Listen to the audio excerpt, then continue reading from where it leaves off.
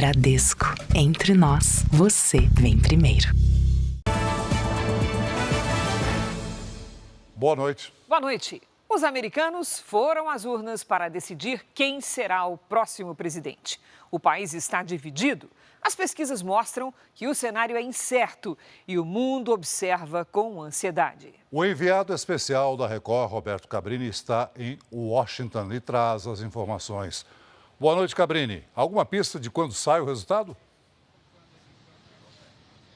Boa noite, Celso. O nome do novo presidente dos Estados Unidos pode ser conhecido até nessa madrugada, como foi o caso de 2016, quando Trump ganhou de Hillary. Mas pode também levar dias. A expectativa dessa vez, a expectativa dos especialistas é que não vai demorar.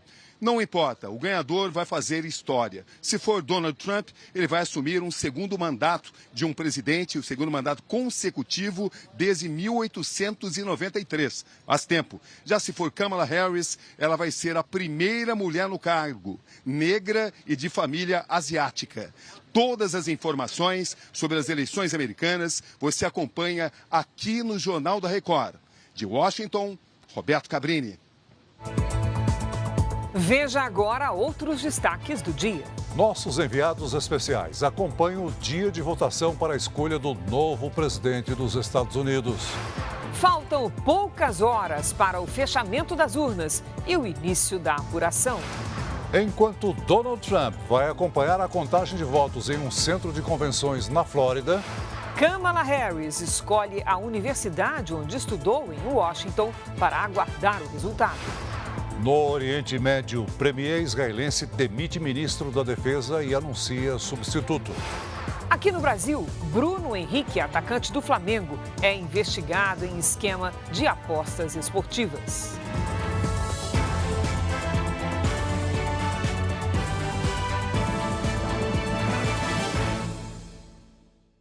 Oferecimento: Cartão Bradesco. Tenha 4 pontos por dólar gasto. Nós estamos a poucas horas do fim de uma das corridas eleitorais mais disputadas e mais caras da história. E quem acompanha o fim das votações é o jornalista Roberto Cabrini, da capital Washington. Cabrini, ainda tem muito americano votando, né? Tem sim, Celso. As urnas aqui nos Estados Unidos fecham na maioria das cidades às 8 da noite. E o país, é bom a gente lembrar, tem 6 fusos horários diferentes. Em estados como Maryland, por exemplo, ainda está terminando a votação. As últimas sessões dessas eleições, dessa votação, que ficam no Alasca, devem ser fechadas somente às 3 da manhã, no horário de Brasília. De qualquer maneira, nós vamos aguardar esse fechamento e a apuração dos votos. E o que nós podemos dizer com toda segurança é que os dois candidatos têm mais diferenças entre eles do que semelhanças. Veja nessa reportagem especial. Donald J. Trump. Donald Trump, Kamala Harris. Americanos, políticos. Mas essa é a única semelhança entre eles. Diferentes biografias, diferentes formas de enxergar a vida e o mundo.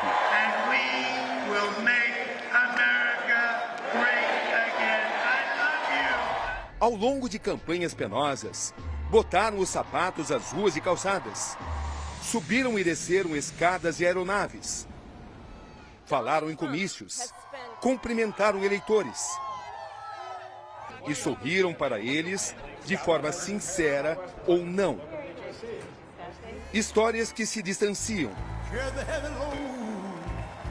Kamala Harris, hoje aos 60 anos, passou os primeiros tempos em Oakland, cidade da Califórnia de 440 mil habitantes. Enquanto Trump foi criado no outro lado do país, a 6.500 quilômetros, no bairro de Queens, na megalópolis de Nova York. Kamala vê seus pais se separarem quando tinha apenas 5 anos. Ela e a irmã Maya cresceram sob forte influência da mãe, Shyamala Gopalan, indiana, ativista social e pesquisadora de câncer. Já o jovem Donald cresceu sob as asas do pai Fred Trump, descendente de imigrantes alemães, e da mãe, Mary Ann, uma escocesa.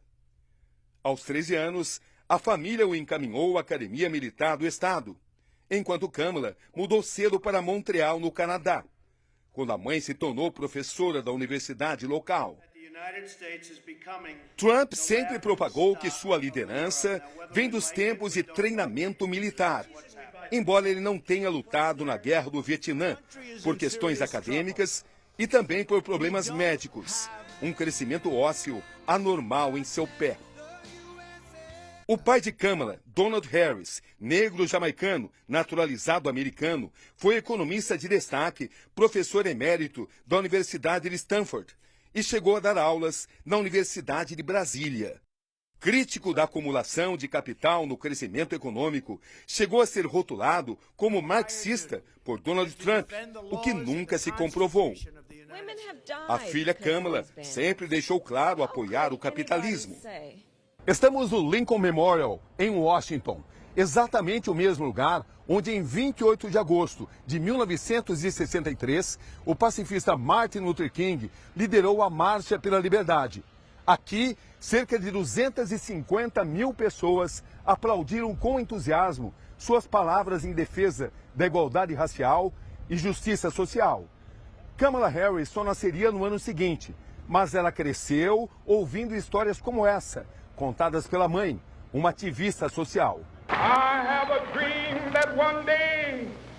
Donald Trump recebeu o diploma de economia da Universidade da Pensilvânia e, aos 25 anos, foi escolhido para comandar os negócios do pai, um bem-sucedido empresário imobiliário em Nova York, onde chegou a construir mais de 27 mil apartamentos para a classe média e baixa, com o apoio de programas habitacionais governamentais.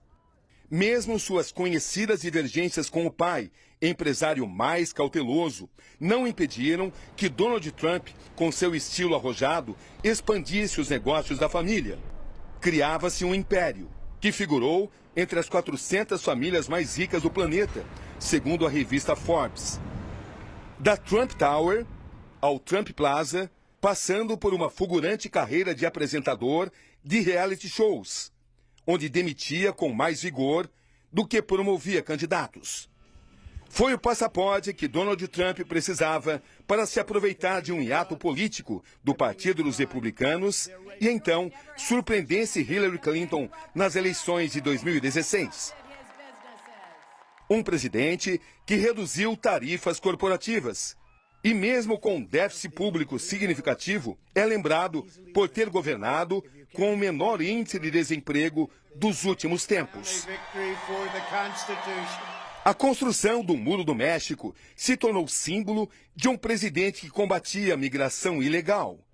Inaugurou também sua política externa isolacionista dos Estados Unidos em relação ao resto do mundo, principalmente a comunidade europeia.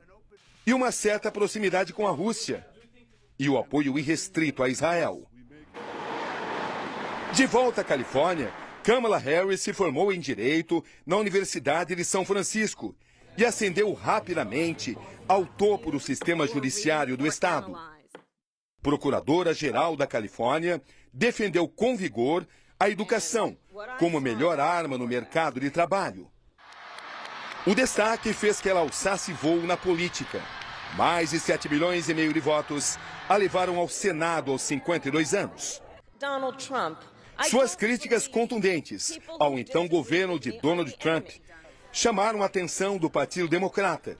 Foi o passaporte para se tornar vice de Joe Biden, com uma plataforma eleitoral progressista e baseada na prevenção da violência com armas de fogo, redução de impostos para a classe média, elevação do salário mínimo, combate ao aquecimento global e expansão do sistema de saúde universal. São ideias que tem defendido agora, com ainda mais destaque, desde que se tornou a candidata dos democratas, com a saída de cena de um combalido Joe Biden, que agora é apenas o seu cabo eleitoral. O debate econômico tende a beneficiar Trump, enquanto a defesa de direitos humanos e minorias costumam fazer brilhar Kamala.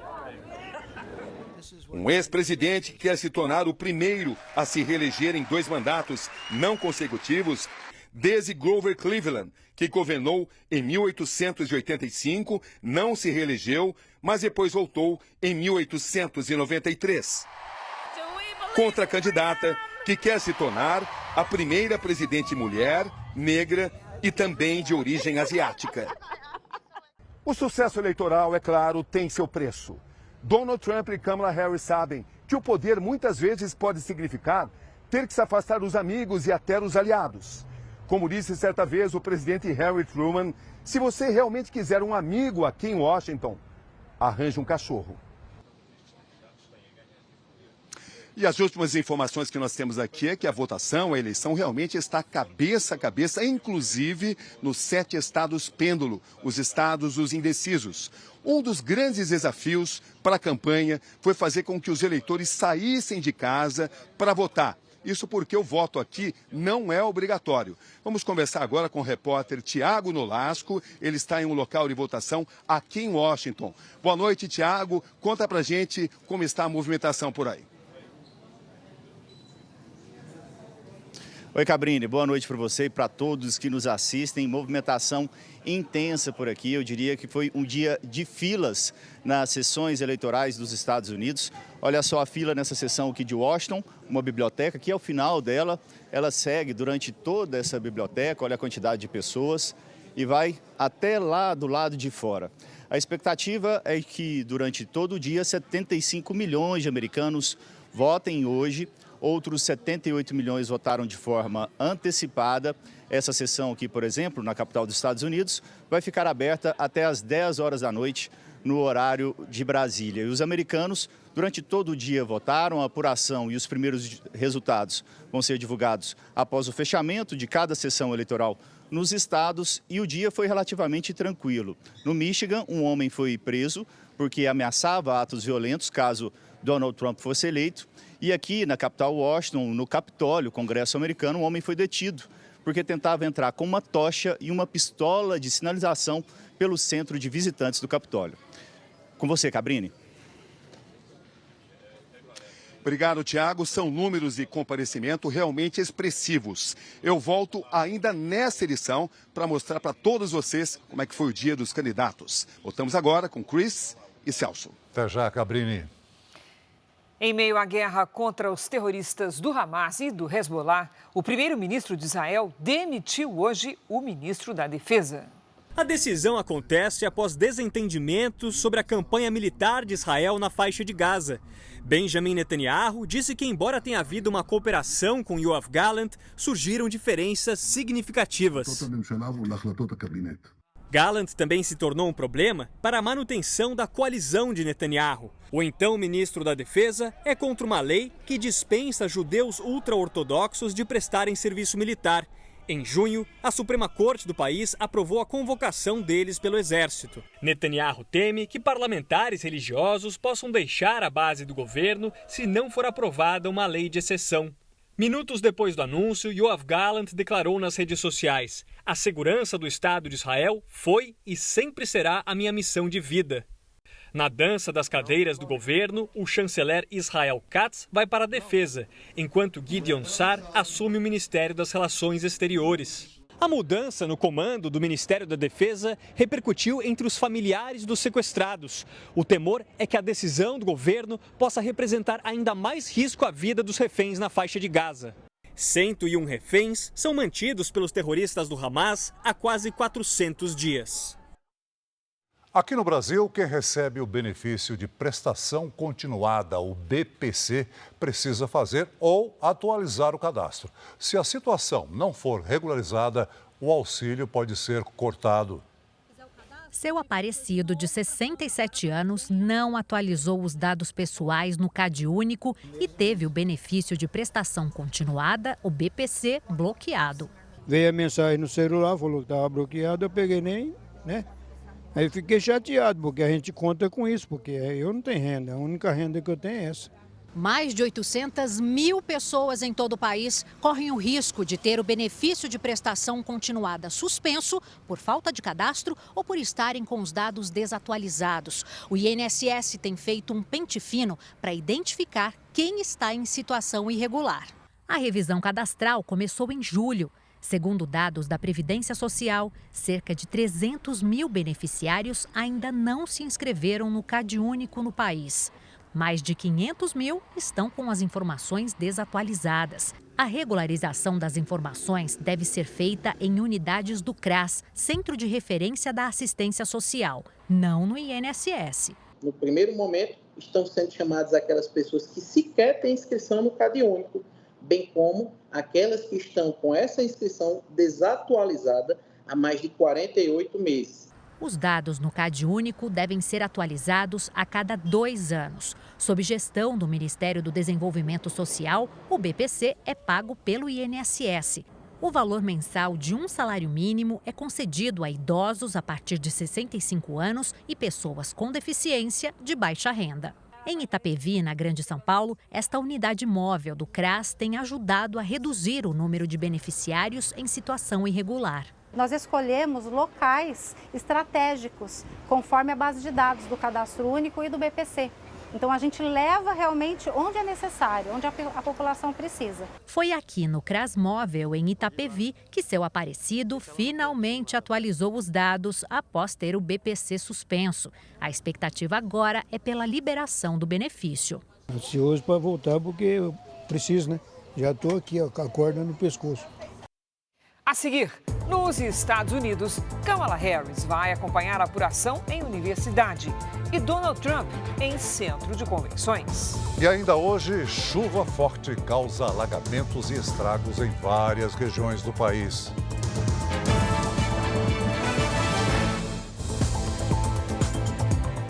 Eleições americanas, o candidato republicano Donald Trump disse que está confiante e a democrata Kamala Harris convocou os eleitores às urnas.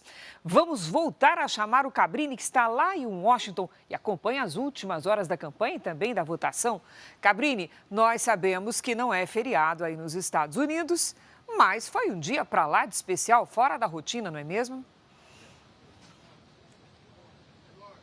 Sim, Cris, mesmo não sendo feriado, a gente pode dizer que a movimentação nesta terça-feira foi muito maior do que nas votações anteriores. Houve, inclusive, registros de muitas filas, o que mostra que as pessoas saíram mais de casa para votar do que em relação a 2020, quando esses locais estavam, em sua maioria, vazios, até por conta da pandemia.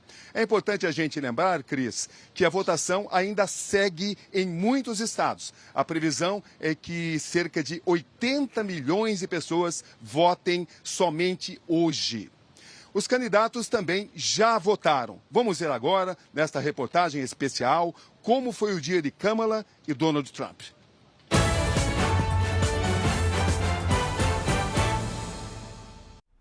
A cidade de Palm Beach ganhou reforço policial. Milhares de eleitores republicanos vão se reunir no local para acompanhar a apuração dos votos. Donald Trump encerrou a agenda de comícios ontem, no Michigan. O republicano se comparou a presidentes históricos dos Estados Unidos, como Abraham Lincoln e George Washington. Pela manhã, Trump votou em um centro recreativo, em Palm Beach, acompanhado da esposa Melania. Ele disse que está muito confiante e que a vitória não será apertada. Donald Trump é esperado na festa com apoiadores aqui na Flórida. A expectativa era de que o republicano anunciasse a vitória já nesta terça-feira, como havia prometido. Mas hoje, o ex-presidente reconheceu que a confirmação do resultado pode levar mais alguns dias. Kamala Harris vai passar o último dia de votação em Washington. Quem conta é o repórter José Luiz Filho. A democrata chegou à capital americana de madrugada depois de 4 comícios na Pensilvânia. O último, na Filadélfia, maior cidade do estado, teve a participação da cantora Lady Gaga e da apresentadora Oprah Winfrey. A primeira declaração de Kamala Harris nesta terça-feira foi pelas redes sociais. Hoje votamos porque amamos nosso país e acreditamos na promessa da América, escreveu. A candidata passou o dia na residência oficial da vice-presidência em Washington, de onde deu entrevistas para rádios dos 7 estados que podem decidir a eleição. Depois de acompanhar o último dia de votação ao lado do marido e do candidato a vice Tim Walz, Kamala virá aqui para o campus da Universidade de Howard, onde estudou. A democrata participa da chamada Festa da Observação, uma espécie de vigília eleitoral que acontece enquanto a apuração é realizada em todo o país. E depois de voltar, os eleitores de Donald Trump foram para um centro de convenção de Palm Beach, na Flórida. E quem está lá é o repórter Vandrei Pereira. Boa noite, Vandrei. Qual a situação por aí, por favor? Cabrini, boa noite, muito boa noite a todos. Donald Trump ainda não chegou por aqui, mas a presença dele é bastante esperada pelos apoiadores e também por toda a imprensa que está aqui na margem de um lago, no entorno do centro de eventos escolhido por Trump em Palm Beach. O local está completamente cercado e com um esquema de segurança muito forte. Donald Trump deve comparecer a esse evento por volta das 10 horas da noite, meia-noite no horário do Brasil. Quem deve acompanhar o republicano é o bilionário Elon Musk, que foi um dos grandes apoiadores da campanha de Trump e a quem o republicano prometeu, inclusive, um cargo no governo caso ele saia vencedor. O centro de eventos aqui em Palm Beach fica a 6 quilômetros da mansão e do campo de golfe de Trump, onde ele costuma passar os finais de semana e para onde ele deve retornar hoje, depois de conversar aqui com os apoiadores durante a apuração, e volta então para sua casa aqui em Palm Beach. Cabrini. Obrigado, Vandrei. Kamala Harris vai acompanhar a apuração em outro ponto em Washington, onde está inclusive o repórter José Luiz Filho. Boa noite, José Luiz. Quais as informações que você tem nesse momento?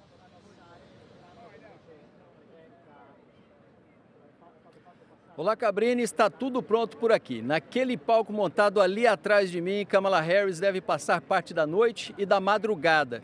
E a atenção está toda voltada, sobretudo, para os 7 estados decisivos. O campo histórico aqui da Universidade de Howard tem um significado especial para toda a comunidade afro-americana dos Estados Unidos. A instituição foi fundada 2 anos depois da Guerra Civil, que pôs fim à escravidão no país. Kamala Harris se formou em artes aqui em 1986, antes de cursar Direito na Califórnia. Também foi nesta universidade que a democrata disputou a primeira eleição da vida para representante do Conselho Estudantil. Kamala já afirmou que a Universidade de Howard faz parte de um período muito importante da vida dela, porque foi aqui que tudo começou. E por isso a candidata democrata escolheu acompanhar daqui o início da apuração. Cabrini. Muito obrigado, José Luiz. Daqui a pouco eu volto para falar mais sobre esse dia de votação e, é claro, o início da apuração, que é o que todo mundo quer saber. Cris e Celso. Até já, Cabrini. Veja a seguir. Em Brasília, ministros do governo voltam a se reunir para discutir corte de gastos.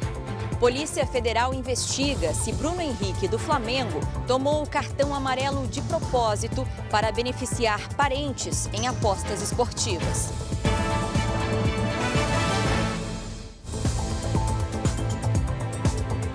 O atacante do Flamengo, Bruno Henrique, foi alvo de uma operação do Ministério Público e da Polícia Federal contra manipulação de jogos. Segundo a investigação, o atleta tomou um cartão amarelo de propósito para favorecer apostas realizadas por parentes e amigos.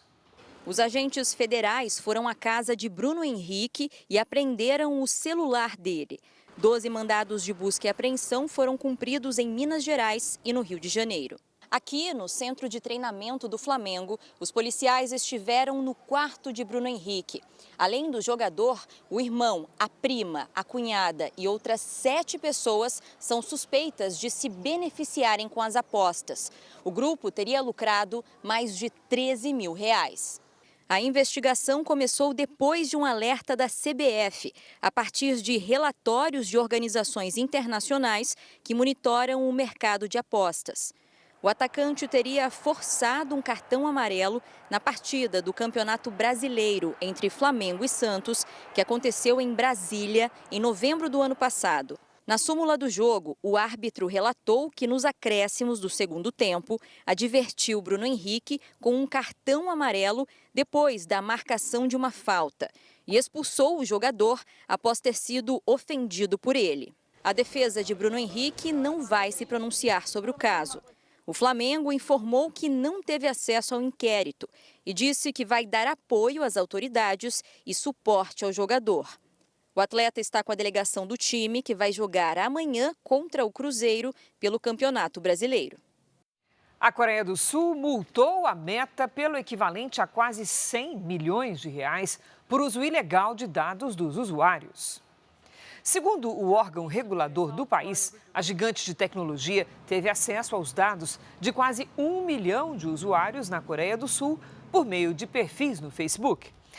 E essas informações foram compartilhadas ilegalmente com pelo menos 4.000 anunciantes. A ação viola as leis que proíbem o uso de dados dos usuários sem autorização declarada. A Meta não se pronunciou. Os escritórios da Netflix na França e na Holanda foram alvos hoje de uma operação que investiga práticas de fraude fiscal e lavagem de dinheiro. A busca foi realizada por agentes da Procuradoria Nacional de Finanças da França logo pela manhã. Desde 2022, o órgão responsável por combater crimes financeiros investiga os pagamentos de impostos feitos pela Netflix no país entre 2019 e 2020. Neste período, a empresa pagou menos de 1 milhão de euros em impostos sobre os lucros, o equivalente a quase 7 milhões de reais. Para os investigadores, o valor seria incoerente com os 7 milhões de assinantes franceses do serviço na época. Informações não confirmadas pela empresa são de que parte do faturamento foi declarada na Holanda, numa manobra que pode não ter amparo nas leis europeias. Empresas com operações em diversos países muitas vezes usam mecanismos fiscais para pagar menos impostos. Mas o que chamou a atenção das autoridades da França foi a diferença no faturamento de 2021 em relação a 2020. Houve um crescimento de mais de 2.400%. Em 2021, os registros da empresa mostram que a unidade francesa teve receita de cerca de 7 bilhões e meio de reais. A investigação está em fase inicial e não implica em acusações criminais até agora. Um porta-voz da Netflix disse que a empresa cumpre as regras fiscais em todos os países em que oferece os serviços no mundo. Em Brasília, ministros do governo fizeram hoje uma nova rodada de reuniões para discutir o corte de gastos públicos. O presidente Lula não participou dos encontros de hoje, mas deu o sinal verde para que os ministros da área econômica e da Casa Civil continuassem as negociações com outros ministérios. Nesta terça, foram chamados ao Palácio do Planalto Wellington Dias, do Desenvolvimento Social, e Carlos Lupe, da Previdência. Os ministros da Educação, Saúde e Trabalho, que já tinham participado da reunião de ontem, foram chamados novamente. O presidente já recebeu o rascunho com as propostas de cortes que agora estão sendo discutidas entre os ministros e os técnicos das áreas que devem ser atingidas. O foco é tentar aliviar a pressão nas despesas obrigatórias do governo, mas o presidente Lula resiste em cortar projetos sociais. Entre as possibilidades discutidas estão alterações no pagamento do benefício de prestação continuada e mudanças nos investimentos mínimos definidos pela Constituição em saúde e educação. O Ministério da Previdência não tem o que cortar, porque as despesas são despesas obrigatórias. Pagamento de aposentado, de pensões, de pensionistas, BPC-LOAS, são pagamentos obrigatórios, são despesas constitucionais já previstas no orçamento e jamais um governo com a nossa origem, com esse cunho social, iria tirar direito de quem tem direito. A Câmara dos Deputados começou a analisar agora à noite o projeto que busca dar transparência às emendas parlamentares. A nossa colega Tainá Farfan acompanhou e traz as informações. Olá, Tainá, boa noite.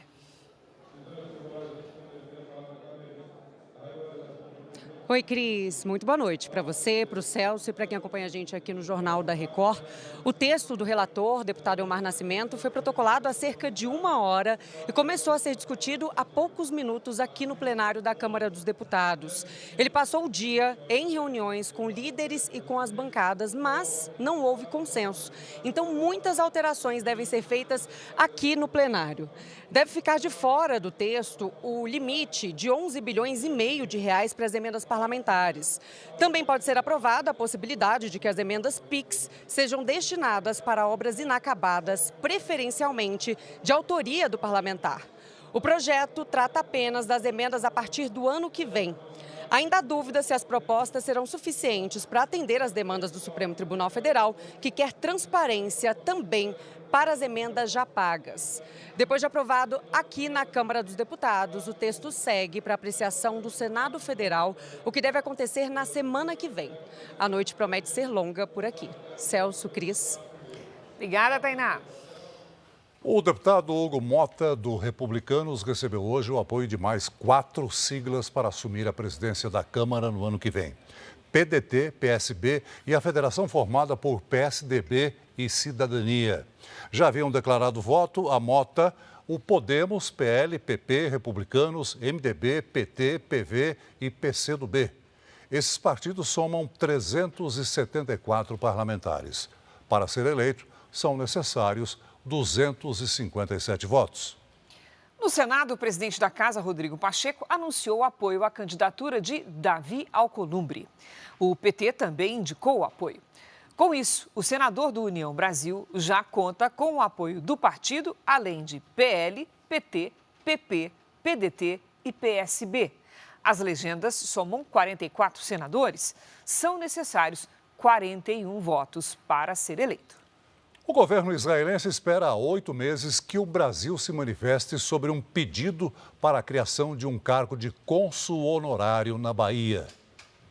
O cargo seria ocupado por um representante de Israel. Junto com a embaixada que já existe em Brasília, ele faria um trabalho para melhorar a comunicação com a sociedade brasileira, sem obrigações administrativas. O cônsul honorário também pode substituir o embaixador israelense em eventos oficiais, por exemplo. O Ministério das Relações Exteriores analisa o pedido há 8 meses. Fontes ouvidas pelo Jornal da Record afirmam que a demora não é comum e que tem sido interpretada como um indicativo de problemas nas relações diplomáticas entre Brasil e Israel. Em nota, o Ministério das Relações Exteriores disse que o tempo para a análise desses pedidos varia de acordo com as particularidades específicas de cada caso e que decisões sobre a rede de repartições consulares honorárias do Brasil em outros estados são orientadas pelas necessidades das comunidades de brasileiros no exterior. Em fevereiro deste ano, o governo de Israel declarou o presidente Lula persona non grata, depois que ele comparou a atuação militar israelense na faixa de Gaza com o massacre de judeus durante o regime nazista de Adolf Hitler. Em maio, Lula removeu de Israel o embaixador Frederico Meyer, que ocupava o principal posto da representação brasileira em Tel Aviv. Há 5 meses, o Brasil está sem embaixador no país. O atraso na substituição é considerado um gesto político por especialistas em relações internacionais. Nesse momento, o Brasil está em tensão diplomática com Israel, o que é bastante negativo, tendo visto o histórico de amizade entre os dois países e a importância da comunidade judaica no Brasil. E não haveria nenhum problema para o Brasil reconhecer isso. Não é um trabalho que gera custo e só beneficiaria ali a comunidade de origem judaica que reside na Bahia. Voltamos com as últimas notícias sobre as eleições americanas. Então, vamos a Washington com Roberto Cabrini. Cabrini, você diria que houve algum incidente grave que deva merecer registro nessas últimas horas? Cris e Celso, eu posso dizer que, por enquanto, a eleição segue muito tranquila. Todos querendo saber quem vai morar ali naquela casa que você acompanha nessas imagens ao vivo, aquela casa ali atrás. Houve apenas alguns pequenos incidentes, Cris, de eleitores no estado da Pensilvânia, porque eles tiveram dificuldades para votar. Eles tiveram dificuldades porque eles não conseguiram escanear corretamente as suas cédulas, os seus votos, pelas informações que nós estamos chegando, que estão chegando nesse momento. Mas mesmo assim, não existem indícios de fraude. Apesar desses problemas no escaneamento dessas cédulas, não há indícios de fraude eleitoral. São as informações que estão chegando nesse momento aqui na nossa central de informações. A gente vai também mostrar nesse instante em que a gente confirma que não houve evidências de fraude eleitoral, e nós vamos agora chamar a reportagem do Tiago Nolasco, porque ele acompanha a votação em Washington, a capital do país, e vai mostrar muitos aspectos interessantes. O primeiro nesta sessão eleitoral na capital Washington era um jovem de 21 anos. Jill me disse que não planejou ser o primeiro e que chegou cedo para evitar filas. Às 7 horas, as sessões foram abertas aqui em Washington, capital dos Estados Unidos. Muitos trabalhadores na fila, porque hoje não é feriado por aqui e os eleitores precisam votar e depois seguir para o trabalho. Mas em 28 estados e também aqui no Distrito de Colômbia, muitas empresas liberam os trabalhadores para votar e depois continuar o trabalho sem nenhum desconto nos salários. Nem todos conseguiram evitar as longas filas, como em Nova Jersey e na Carolina do Norte. O processo começa nessas mesas, onde os eleitores fazem um registro. Eles normalmente apresentam a carteira de identidade para votar. Depois, eles têm duas opções: votar por cédulas de papel, são nessas mesas aqui, ou de forma eletrônica. Só nessa sessão, são 8 máquinas para registrar o voto eletrônico. O processo todo termina desse outro lado, quando o eleitor vai inserir aqui nessas máquinas o papel para registrar o voto dele. Eu calculei mais ou menos o tempo que um eleitor demora para todo esse processo, 4 minutos e meio em média. O Daniel precisou de 30 minutos para votar. Ele quer dizer para os filhos que votou em todas as eleições presidenciais. Um exemplo da divisão entre os eleitores é a pequena cidade de Dixon Notch, em New Hampshire. O local é tradicionalmente o primeiro a divulgar o resultado. Aqui houve um empate, com 3 votos para cada candidato. O último a encerrar a votação é o estado do Alasca, onde a população tem até às 3 da manhã pelo horário de Brasília para ir às urnas. Na Pensilvânia, estado que pode definir as eleições, a contagem dos votos que chegaram pelos Correios só começa após o fim da votação. As sessões no estado fecham às 10 da noite pelo horário brasileiro. Os 4 astronautas americanos na Estação Espacial Internacional também votaram. Do espaço, eles usaram uma cédula eletrônica para escolher o novo presidente. Os primeiros resultados da eleição americana começaram a ser divulgados. Os estados de Indiana e Kentucky, que tradicionalmente são republicanos, já contabilizaram milhares de votos. A apuração da eleição americana é feita por estado. Não existe uma instituição que reúna todos os dados, como o TSE aqui no Brasil. Quem faz isso são os órgãos de imprensa.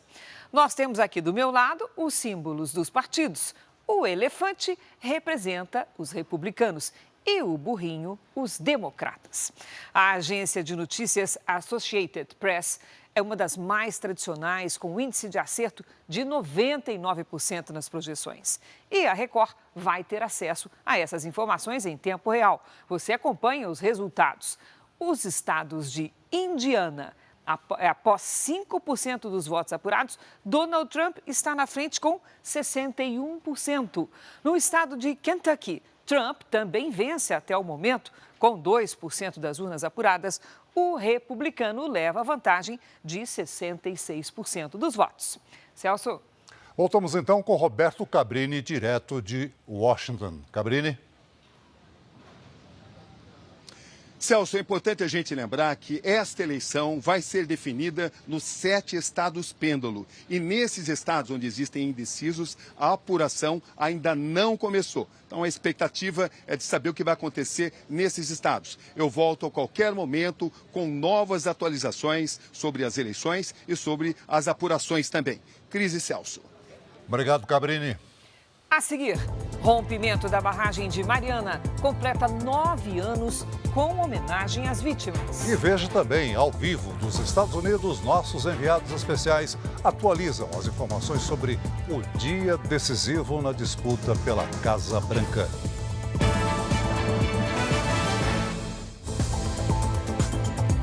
A tragédia ambiental de Mariana, em Minas Gerais, completa hoje 9 anos. O rompimento da barragem deixou 19 mortos e contaminou o Rio Doce. Os moradores plantaram árvores em homenagem às vítimas. O povoado de Bento Rodrigues, em Mariana, foi devastado pelo rompimento da barragem do Fundão, da mineradora Samarco. No mês passado, um acordo foi assinado em Brasília para o pagamento de 132 bilhões de reais em indenizações. 7 pessoas e 4 empresas são réis no processo. Bombeiros procuram por 2 homens que desapareceram no rio Tapajós, no Pará. Eles estavam a bordo de uma embarcação que foi invadida pela água durante um vendaval na cidade de Belterra. 3 pessoas conseguiram pular para uma balsa vizinha, mas 2 tripulantes decidiram buscar os pertences e foram arrastados. A dona do barco disse que presta assistência aos sobreviventes e ajuda nas buscas aos desaparecidos. Choveu forte em diversos estados do país no fim da tarde de hoje. Em Criciúma, Santa Catarina, o teto de um posto de combustível desabou. A estrutura ficou destruída após a tempestade. Segundo a Defesa Civil, além da chuva, fortes ventos atingiram a região. Ninguém ficou ferido. Em Pontes Lacerda, Mato Grosso, esse carro foi arrastado pela enxurrada. Um temporal também atingiu Venâncio Aires, no Rio Grande do Sul. A tempestade alagou ruas da cidade. Em São Paulo, a chuva atrasou a volta para a casa do paulistano. No início da noite, a cidade registrou mais de 860 quilômetros de congestionamento.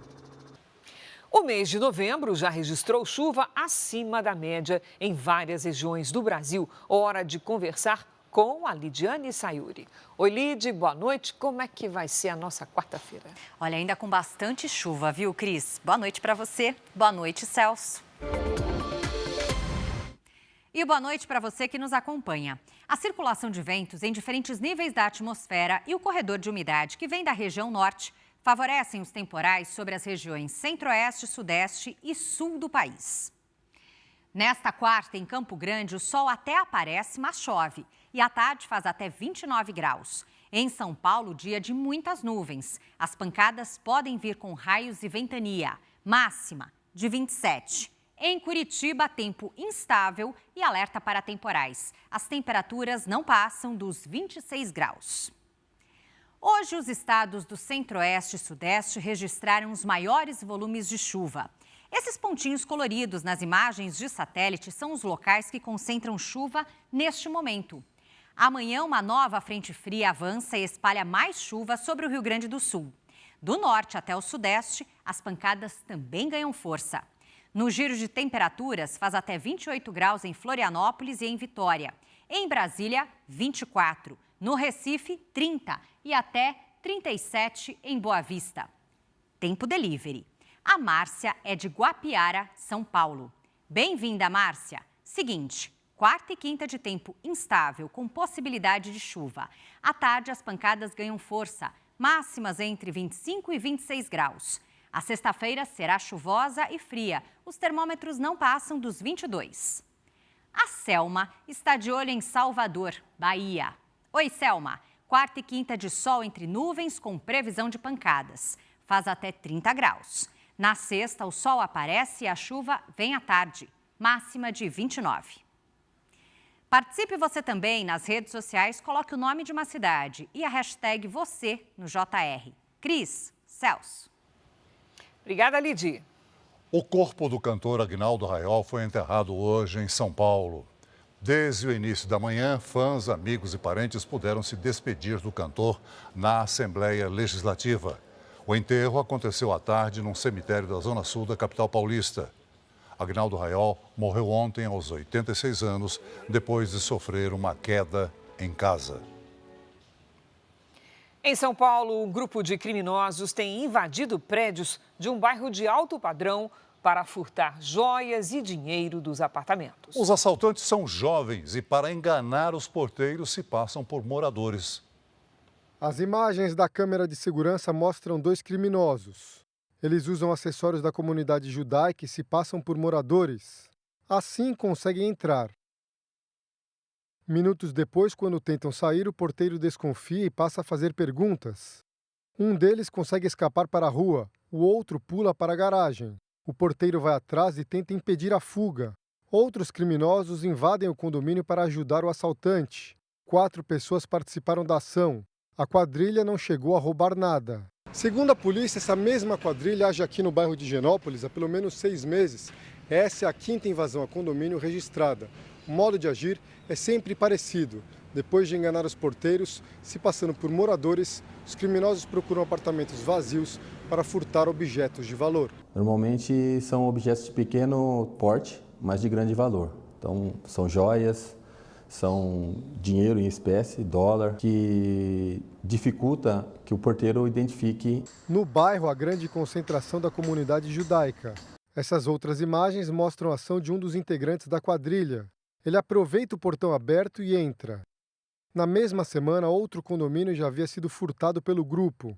O criminoso corre ao perceber que foi descoberto. Não é falta de policiamento extensivo, porque a polícia já sabe e foi atrás. Uma coisa que temos percebido é a falta de preparação dos porteiros. Você não pode abrir a porta para qualquer um. A polícia já identificou 2 suspeitos e, numa busca e apreensão no endereço ligado à quadrilha, encontrou joias, uma peruca usada como disfarce, colete à prova de balas e uma pistola falsa. Pela primeira vez, um brasileiro vai ocupar a Secretaria-Geral da Interpol, a maior organização policial do mundo. Valdeci Urquiza, de 43 anos, foi confirmado hoje como secretário-geral numa cerimônia da Interpol na Escócia. Ele havia sido indicado para o cargo em junho. O delegado de carreira assume o posto a partir da próxima quinta-feira. Valdeci será responsável pelo combate ao crime organizado internacional. Eleições americanas. Vamos voltar a Washington com Roberto Cabrini. Ô Cabrini, nós estamos falando muito em eleição presidencial, mas os americanos foram às urnas não só para isso, não é mesmo? Sem dúvida, Celso, além de eleger o presidente, os americanos foram às urnas para escolher 11 governadores, 34 senadores e 435 deputados. Aliás, vamos aproveitar para voltar a uma sessão de votação aqui em Washington. Quem está lá é Tiago Nolasco. Já sabemos, Tiago, quantos americanos votaram até esse momento?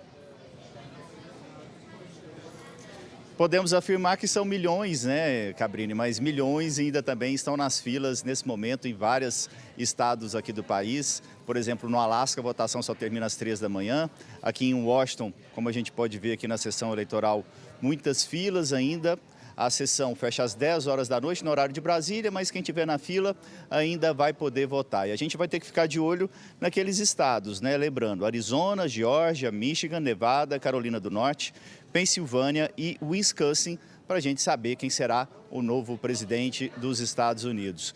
A apuração vai ser durante toda a madrugada, é pequena a chance da gente ter um resultado divulgado na manhã dessa quarta-feira, também nessa madrugada de quarta-feira, mas essa chance também existe. Então, nós e a imprensa do mundo todo vamos ficar de olho nessa apuração, já que todo mundo está ansioso para saber quem será o novo presidente dos Estados Unidos. Celso e Cris, é com vocês em São Paulo. Obrigada, Nolasco. E nós voltamos com a atualização dos primeiros resultados divulgados pela agência de notícias Associated Press. O estado de Indiana avançou na apuração. Agora são 10% dos votos contabilizados. A democrata Kamala Harris diminui a diferença, mas segue atrás do republicano Donald Trump, que tem 58% dos votos contra 41% da adversária. No estado de Kentucky, Trump lidera por uma vantagem maior, com 5% dos votos apurados. O republicano tem 69% e a democrata 30%. Celso. Antes de encerrar, voltamos com Roberto Cabrini.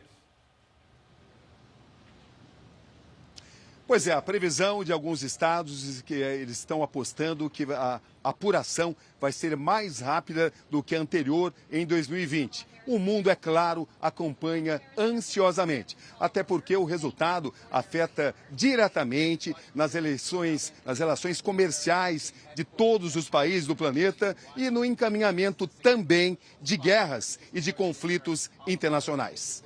A gente volta a qualquer instante com mais informações. Cris e Celso. Ok, obrigado, Cabrini. Essa edição termina aqui e à 00:30 tem mais Jornal da Record. Você fica agora com a novela Força de Mulher. E logo depois de Gênesis tem a formação da roça ao vivo em A Fazenda. Não perca! Ótima noite para você. Boa noite.